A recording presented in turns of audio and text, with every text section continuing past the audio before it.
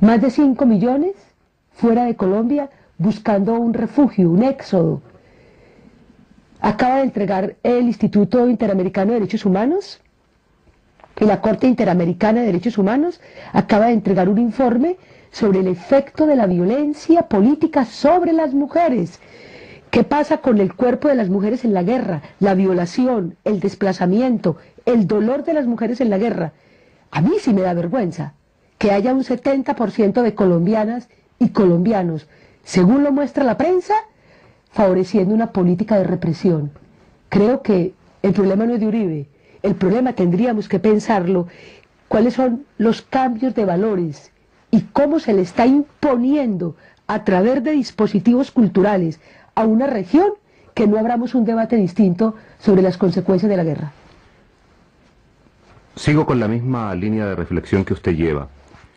Cuando terminó el gobierno de Andrés Pastrana, existía una especie de consenso nacional e internacional que habían fallado los esfuerzos del diálogo y la negociación, que las partes con mayor o menor medida no se habían logrado poner de acuerdo pese a todas las facilidades que había dado el gobierno de Andrés Pastrana a la guerrilla para poder llegar a un acuerdo. Y entonces se produce este triunfo sustantivo de Álvaro Uribe por una solución distinta, por encarar la realidad colombiana justamente a través de este plan de seguridad democrática.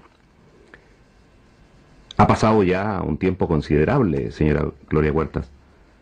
¿Hay una posibilidad, a su juicio, real en estos momentos en Colombia de una solución política? Pero devolvámonos un poquito. ¿Qué papel estaba jugando Estados Unidos con Andrés Pastrana? Recuerde usted que el primer plan que se conoció como Plan Colombia, que era un plan para la paz, para la solidaridad, así es, para la vida, ese plan se transforma en un plan de intervención militar y un plan contrainsurgente. Y eso no nace especialmente porque fracasaron las negociaciones, claro.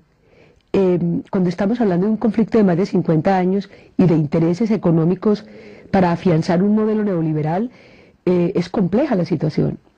Y se presentaron muchos inconvenientes y seguramente las FARC y contribuyó muchísimo a la desesperanza. Pero le quiero decir, más de 100.000 personas, yo fui a 3 audiencias, más de 100.000 personas por primera vez estaban en las regiones preparando documentos sobre lo que significaba la reforma agraria, qué significa una política energética, cuáles son los cambios que tiene que tener el país en la redistribución de los presupuestos, cómo podemos reconocer la oposición en Colombia.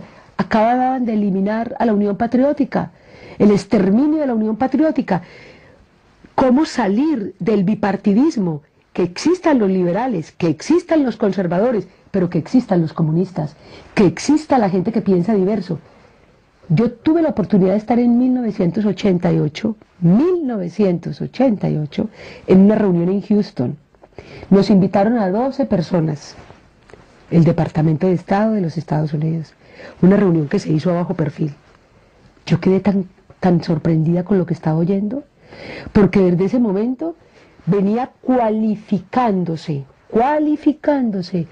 como el futuro del país, en términos del papel de los Estados Unidos en lo que se llamaba paz. Y yo recuerdo que uno de los debates más profundos tenía que ver cómo negociar sin ceder, y cómo lograr vencer al opositor para salvar la democracia.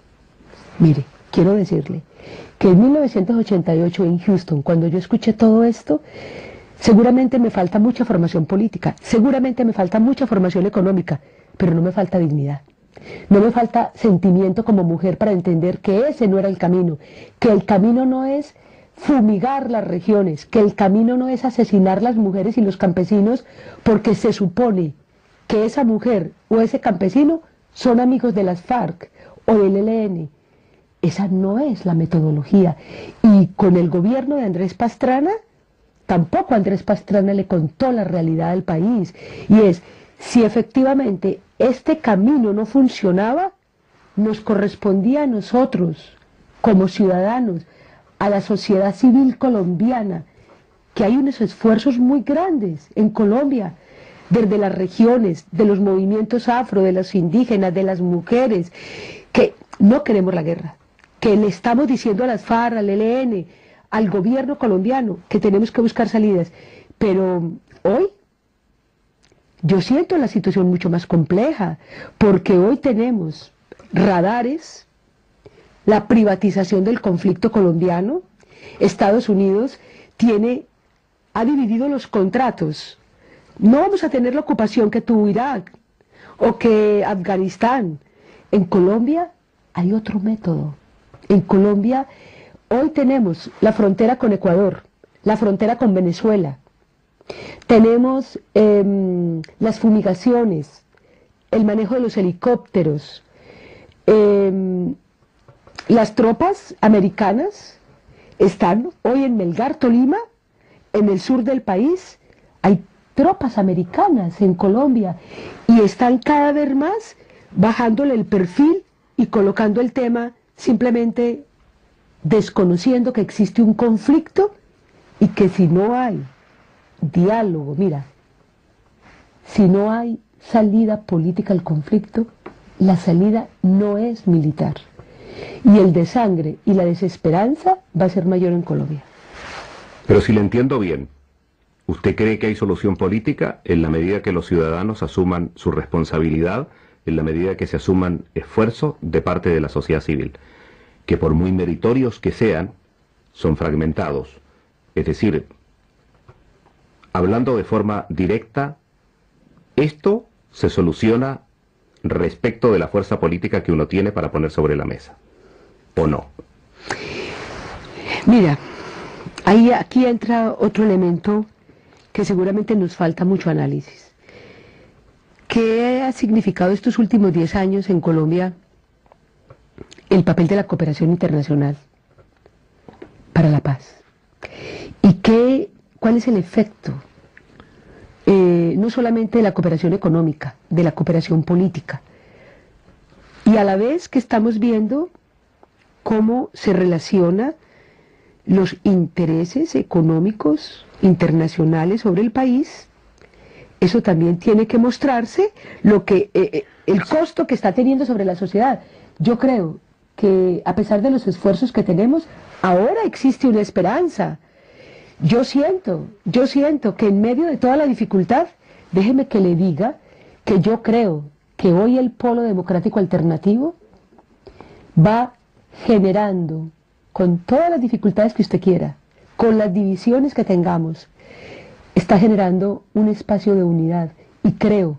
Está creando esa fuerza política necesaria. Pero claro, y tiene un hombre como Carlos Gaviria que permite confianza, permite credibilidad, le permite seguridad al cuerpo diplomático acreditado en Colombia. Pero se necesita, por ejemplo, que los colombianos y las colombianas en el exterior, ojalá en Europa, ojalá en los Estados Unidos, en América Latina, en África, empezáramos a tener las mesas de trabajo por la paz, porque no solamente tenemos dificultades allá. Cada persona que ha venido al exilio a Europa trae partecita del efecto del dolor que ha cruzado allá, aquí, y se necesita abrir agendas internacionales para la paz.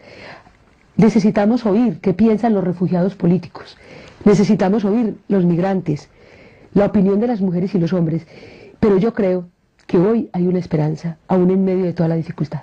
Pero usted quería comentar lo que a su juicio es una crítica, ¿verdad?, a la presencia de la comunidad internacional estos últimos años en el conflicto en Colombia. Pero claro, en eso yo le quiero decir que una mujer argentina decía que ella quería escribir un libro mío que se llamaba, que dijera Mujeres Inconvenientes. Entonces, porque cada que yo hablo, dice, pero por favor, diga las cosas buenas. Claro, pero mira, si hoy evaluamos cuál ha sido el papel de la USAID en Colombia, la Agencia de Cooperación de los Estados Unidos, hay mucho dinero, mucho dinero. Y todo ese dinero en un país que cada vez